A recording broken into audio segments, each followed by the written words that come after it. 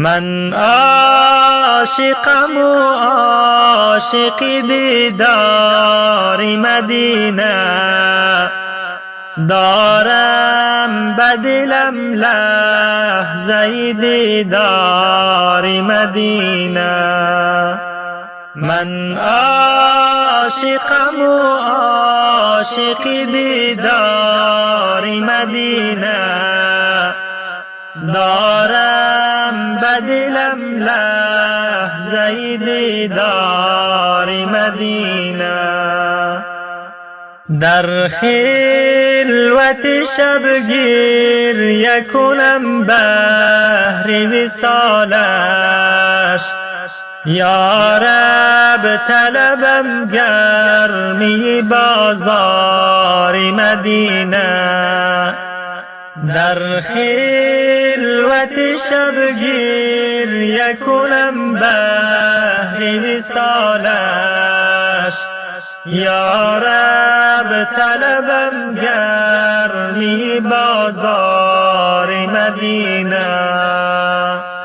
از فیض تو عالم شده پر نور تجلی، یثرب شده روشن ز شب تار مدینه. ای صاحب کوثر به تو صد رحمت حق باد، روشن ز قدومت شده گلزار مدینه. هر جا که برفتم نشدم مقصدم حاصل، جز شهر تو سایه دیوار مدینه.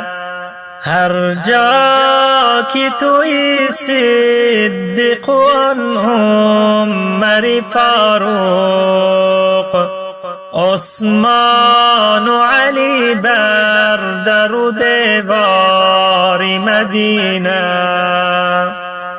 هر جا که توی صدیق و عمر فاروق، عثمان و علی بر در و دیوار مدینه. یا رب در رحمت بگشا بر روی مایان، تا خود بزنم بر در و هر بام مدینه. یا رب در رحمت بگشا بر روی مایان، تا خود بزنم بر در و هر بام مدینه.